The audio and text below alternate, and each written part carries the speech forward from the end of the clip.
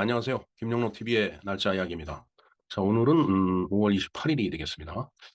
음, 5월 28일이 사실 지난 5월 25일 날, 5월 25일이 그 2024년도 즉 제77회 국제 칸 영화제가 이제 종료가 된 어, 그런 날입니다. 칸 영화제니까 프랑스 남부 그 휴양 도시 있죠. 칸. 불어로 얘기하면 깐느죠. 깐느. 옛날엔 깐느 영화제라고 그랬는데 요즘은 이제 영어식 표기로 해서 칸 영화제라고 얘기를 합니다. 음, 25일 날 종료가 됐는데 사실 이제 주말에는 가급적이면 이제 이 방송을 안 하려고 지금 생각하고 있기 때문에 28일 날그 칸 영화제에 대해서 좀 말씀을 좀 드릴까 합니다. 음, 그 윤여정 씨가 그, 그 어, 아카데미 수상을 한 적이 있었죠. 조연상인가? 그것도 상당히 그 한국 영화계에서 최고인데 이 칸 영화제에서는 그 2022년에 박찬욱 감독과 송강호 배우가 수상을 한 그런 전력이 있습니다. 물론 그 이전에도 이제 몇 가지 그 수상을 한 그 기록이 이제 많이 있는데, 하여튼 그 제일 가깝게는 2022년에 박찬욱 감독과 송강호 배우가 수상한 것이 가장 그 최근 그 이제 기록이네요. 네, 칸 하면은 이제 조금 전에도 말씀드렸지만은 그 프랑스 남부 도시라고 그랬죠. 음, 그 제가 칸을 다녀온 게 1993년 8월인가 그랬습니다. 물론 이제 지중해 바람을 이제 쏘인 거는 뭐 그 이후에도 한번 가보긴 했지만은 프랑스 쪽에서 이 지중해를 바라다본 것은 1993년이죠.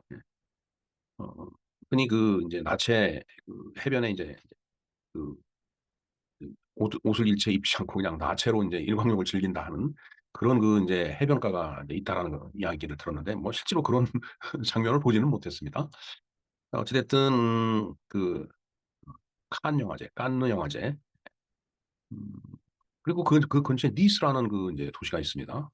저는 그 이제 니스에서 그때 당시 그 의료기 관련해서 전시회가 있어서 이제 한번 거기를 갔었는데 정말 그때 93년인데 말이죠. 그때 느낀 게 어, 저녁을 먹는다고 이 길거리 나가서 식당 그 의자에 앉아 있는데 이 흑인들이 와갖고서 뭐 목각 인형을 자꾸 팔려고 그러는 거예요. 그래서 아니 안 산다고 그랬더니 어디서 왔느냐 그래서 한국에서 왔다고 그러니까 아니 한국말을 하더라고요. 흑인이. 그래서 어떻게 한국말을 하느냐고 하니까 자기 나라의 그 한국 업체가 와서 그 뭐 제조업 낚시대인가를 만드는 그 회사를 하고 있다고 그러더라고요. 그래서 그때만 하더라도 야, 이 한국인의 그 어떤 그 진취성이나 위상이라는 게 이게 이제 날로 뻗어가는구나. 이제 이때 그런 생각을 했는데, 하여튼 칸, 니스 뭐 이런 그 프랑스 남부 휴양 도시, 즉 그 지중해를 바라다보는 그 지중해성 기후의 그 휴양 및 관광 도시에서 이제 그 개최되는 매년 개최되는 칸 영화제가 우리의 관심사 중에 하나가 아닐까 하는 생각을 해봅니다. 그래서 2024년도 칸 영화제는 25일 날 종료가 됐지만은 28일 날이 2022년에 박찬욱 감독과 송강호 배우가 그 칸 감독상과 남자 배우상을 수상한 날짜가 28일이기 때문에 오늘 이 칸 영화제에 대해서 간단하게 말씀을 좀 드려볼까 합니다.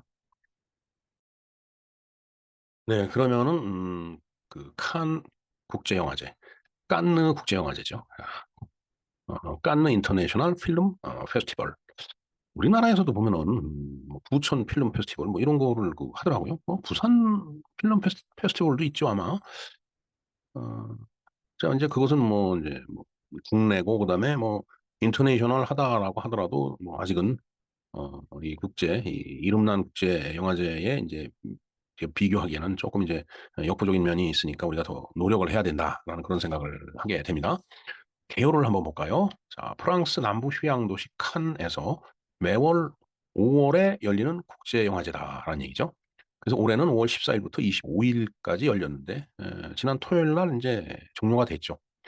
어, 근데 이제 토요일이 이제 주말이기 때문에 여러분들 그 주말에 쉬시는데 뭐 이런 걸 올리는 것도 좀 그렇고 그래서 물론 뭐 관계는 없습니다만은 그 우리나라 그 박찬욱 감독하고 송강호 배우가 그 2022년에 이제 수상을 한 것이 바로 5월 28일입니다. 그때 당시는 5월 28일 날 종료가 된 거죠.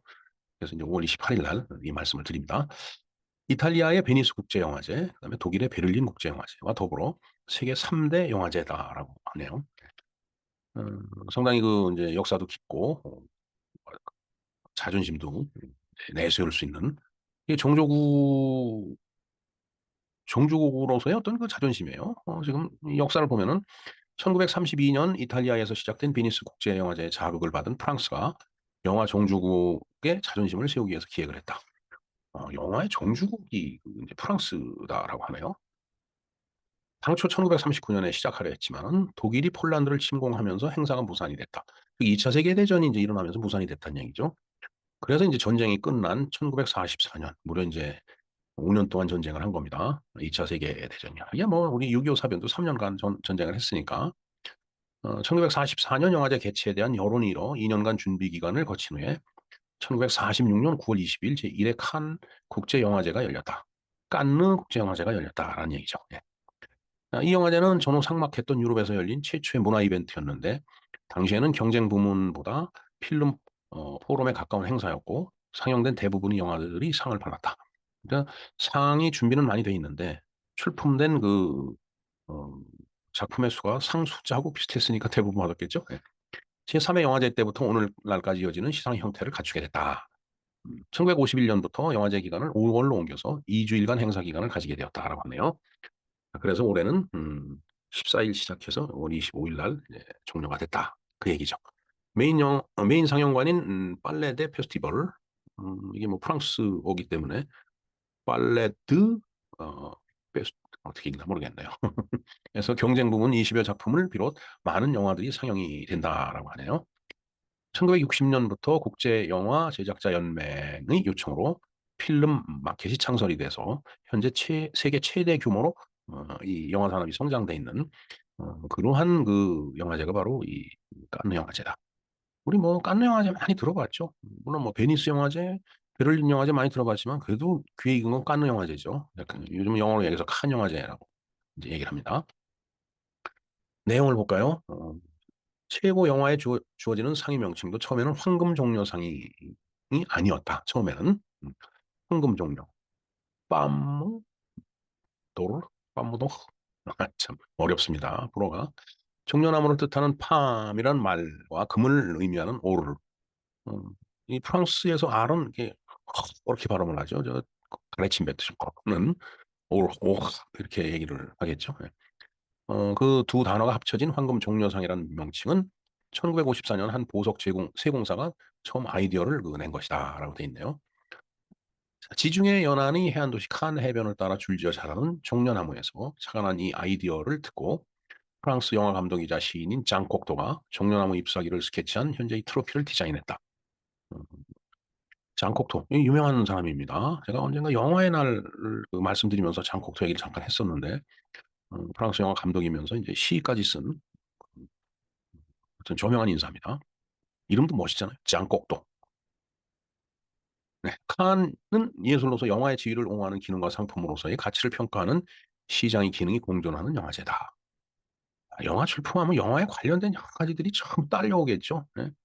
그러니까 예를 들어서 무슨 뭐 메디컬 학회를 한다. 그러면 의사 이 메디컬 닥터들이 와서 뭐 자기가 연구한 결과를 발표하고 뭐 이런 얘기를 하지만 그 주변에 제약회사라든가 의료기기 제조회사 뭐 전부 와서 전시를 해요. 그러니까 이 시장의 기능이 공존할 수뿐이 없습니다. 이런 페스티벌이나 이 어떤 그 전시회, 엑시비션 같은 경우는 그렇다는 얘기죠.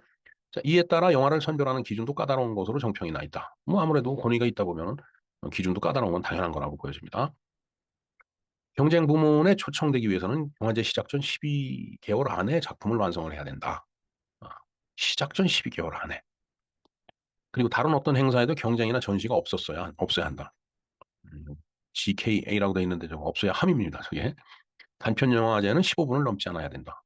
15분을 넘어도 안 되고, 그 다음에 어디 한번 출품했던 거는 뭐 당연히 안 되는 거고, 그 다음에 12개월 안에 만들어야 된다는 얘기죠. 12개월 안에 1년 동안 만들어야 된다는 얘기네요. 1년 이상을 만들면 안 된다는 얘기죠.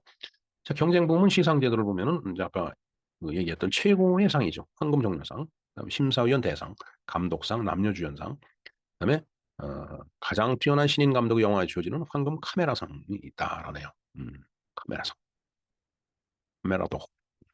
비경쟁 부문에서 주목할 만한 성취를 보여준 영화들은 감독 주관,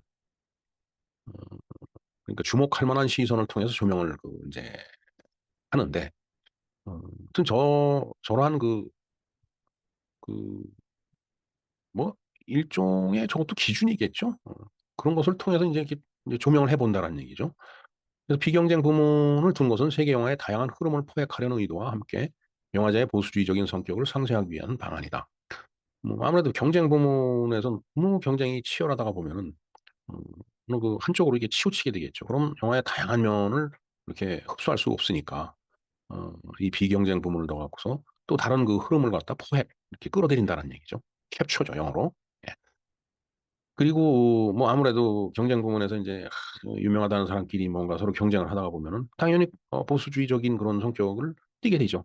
그렇기 때문에 뭔가 새로운 것을 개척하는 그런 사람들은 거기에 낄 수가 없는 거예요. 왜? 너무나 어떤 뭐 시대적 가치라고 그럴까 그런 것들이 다르기 때문에 뭐 보수주의적인 입장에서 봤을 때 프로그레시브한 걸 보고서 뭐 감동을 받겠어요? 저건 뭐 하는 애들이야? 뭐 이런 얘기를 하겠죠. 그러나 그 뭐 하는 애들만 모아갖고서 비경쟁 부문에 상을 준다는 얘기죠. 그다음에 경쟁, 비경쟁 부문 외에도 영화예술 발전의 공로를 기리는 다양한 회고전과 헌정전을 마련해 새 것과 낡은 것의 조화를 추구한다.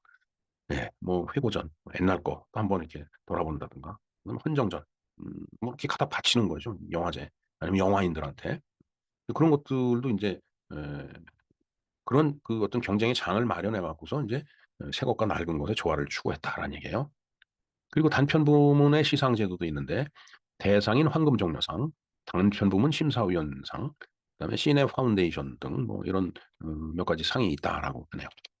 자, 역할을 보겠습니다. 도대체 이 칸 영화제가 어떤 역할을 하고 있는지. 자, 칸 마켓은 전 세계 온 영화 전문가들을 위한 가장 중요한 비즈니스 장소로 프로듀서들이 제작 파트너와 새로운 재능을 지닌 창작자들을 만나는 중요한 창구 역할을 한다. 아무래도 이 세상에 뭐 그야말로 영화 전문가, 프로듀서도 있고 제작 파트너도 있고 그다음에 뭐 배우들도 있고 그다음에 영화 산업에 종사하는 사람 카메라도 정말 기가 막힌 카메라를 만들어야 될 거 아니에요. 아주 품질 좋고 그냥 화질이 기가 막힌 걸 만들어내는 그런 카메라.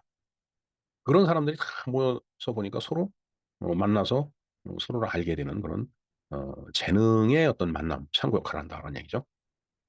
그다음에 칸의 영화 마켓은 매년 수백 개의 새로운 프로젝트가 논의되고 거래되는 세계 영화 비즈니스의 중심으로 2004년부터 단편 영화만을 취급하는 마켓을 신설할 예정이었다.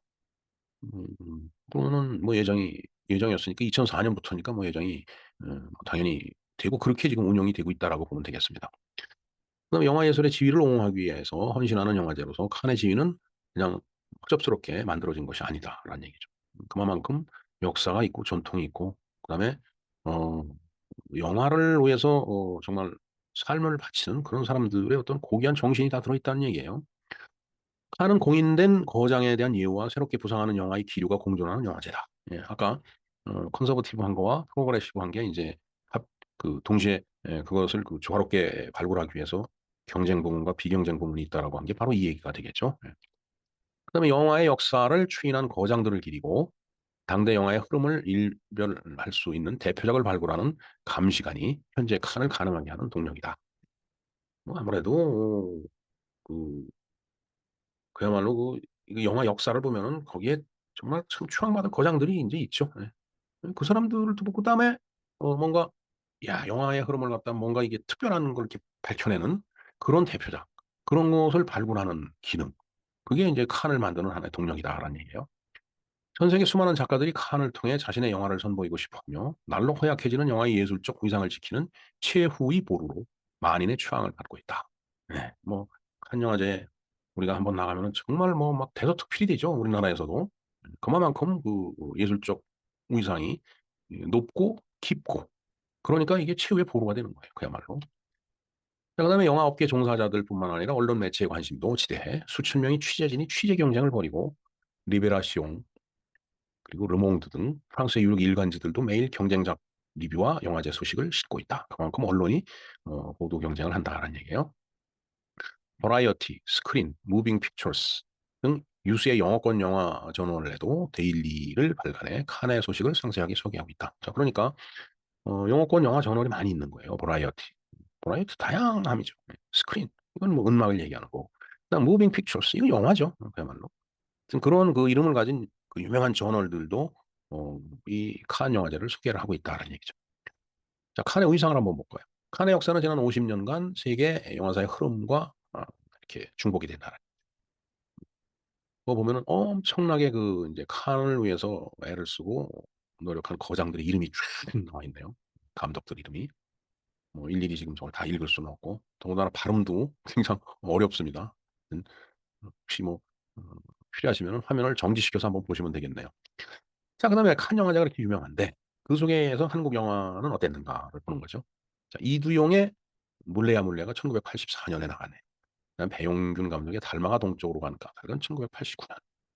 저것도 많이 기억에 있습니다. 그다음 전수일 감독의 내 안에 부는 바람, 홍상수 감독의 강원도의 힘, 97년, 98년 이렇게 주목할 만한 시선이라는 그 어떤 그 분야에서 음, 이 영화들이 선을 보였다라는 얘기가 되겠습니다. 그다음에 한국 영화 사상 처음으로 진출하여 한국 영화의 위상을 드높인 영화가 이제 있는데 52회 영화제 경쟁 부문에 출품된 임권택 감독의 춘향전, 춘향전이네요. 1999년입니다. 그다음에 이제 52회 영화제에서 송일공 감독의 소풍이 한국 영화 사상 최초로 단편 부문 심사위원상을 수상을 했다. 저게 이제 최초의 에, 한국 영화가 국제 영화제에서 상을 최초로 받은 그 작품이 되겠다. 그다음에 55회 임권택 감독이 취하선을 그래서 감독상을 받고, 예, 저것도 되게 많이 언론에 회자가 됐습니다. 그다음에 57회에 박찬욱 감독의 올드보이가 그 2003년에 심사위원 대상을 받았네요. 야, 그리고 나서 이제 상당히 이제 시간이 이제 건너뛰네요. 75회 2022년에 박찬욱 감독이 이제 헤어질 결심으로 감독상을 받고, 그다음에 송강호 배우가 브로커로다가 남자 배우상을 수상을 했다. 자, 그래서 이 75, 2022년에 저 박 감독과 송 배우가 받은 그 상이 바로 칸느 영화제 2022년에 끝난 5월 28일 날 받았기 때문에 제가 오늘 5월 28일 날 칸느 영화제를 여러분께 소개를 드리는 겁니다. 오늘 금년은 25일 날, 지난 토요일 날 끝났다라고 말씀을 드렸죠. 네. 네, 뭐, 칸 영화제에 대해서 조금 상세한 거를 알고 싶으신 분, 제가 이 링크를 걸어 놓겠습니다. 참조를 해 주시고요. 자, 그러면 금년 칸 영화제는 어땠는가 한번 볼까요? 제77회 칸 국제영화제 칸느 필름 페스티벌의 개막작 더 세컨드 액트 포토콜이 5월 15일 오전 프랑스 칸 팔레데 페스티벌에서 열렸다. 그리고 이날 프랑스 깡땡 디피유의 감독 배우 레아 세이두, 뱅상랭동, 루이 카렐, 라파엘 퀴나르, 마누엘 기우가 참석을 했다라고 하네요. 그리고 77회 칸 국제영화제는 지난 5월 14일부터 프랑스 남부 휴양 도시 칸에서 열려서 25일 날 종료가 됐다라는 그 말씀을 드립니다. 글쎄요. 그 2024년 수상 결과를 갖다가 좀 더 상세하게 좀 말씀을 드려야 되는데 사실 그 영화에 대해서 문외한이다 보니까 이 정도뿐이 말씀을 못 드리겠네요. 아무래도 언론에 이제 막 이제 공개가 되겠죠. 어느 것들이 이제 상을 받았다라고 댓글로 좀 당부를 드립니다. 예, 그다음에 이제 아까도 말씀드렸지만 윤여정이 이제 아카데미상을 이제 수상을 했죠. 그리고 칸 영화제에서도 우리나라 사람들이 많은 수상을 했는데 그거 보면 우리나라 영화의 위상도 매우 이제 높아졌다라고 말씀을 드릴 수 있겠습니다. 자, 그런가 하면은 10월 27일은 영화의 날입니다. 2021년 오래됐네요. 이때 제가 그 영화의 날에 대해서 한번 간략하게 소개 말씀을 드렸는데 이것도 링크를 걸어 놓겠습니다. 자, 영화, 극장. 우리는 극장 구경 가자, 영화 구경 가자 이렇게 뭐 흔히 쓰는데 음, 글쎄 극장 구경 가자 그러면 뒤로 가서 극장 건물만 보여주고 그런 농담도 하고 그런 적이 있었는데 하여튼 저희들이 어렸을 때 그 극장은 진짜 스크린에 비가 많이 내렸어요. 그리고 그 화장실 문이 이렇게 열려 있으면 찌린내가 엄청 들어오고 바람도 많이 들어왔습니다. 그리고 그 이제 소독한다고 크레졸을 뿌려갖고 크레졸 냄새도 엄청 나고 하여튼 뭐 지난 날을 생각하면 요즘의 영화관하고 비교하면 격세지감이죠. 요즘 우리나라 영화 산업도 엄청 이제 발달이 돼 있어갖고 자, 그런데 문제는 늘 영화가 이 땅에 이제 소모적인 이념 투쟁의 어떤 그 소재로 등장할 때가 자주 있습니다. 이념 투쟁의 영화가 휘말리지 않았으면 하는 바람입니다. 네. 자, 이런 뭐 25일 이날 해 놨기 때문에 뭐 25일은 괴짜의 날, 실종아당의 날, 그다음에 방제의 날 뭐 여러 가지 날이 이제 기념일이 겹쳐 있습니다. 예, 그 칸느 영화제 사실 5월 25일인데 5월 28일 날 말씀을 드렸습니다. 김영로 TV의 날짜 이야기였습니다. 감사합니다.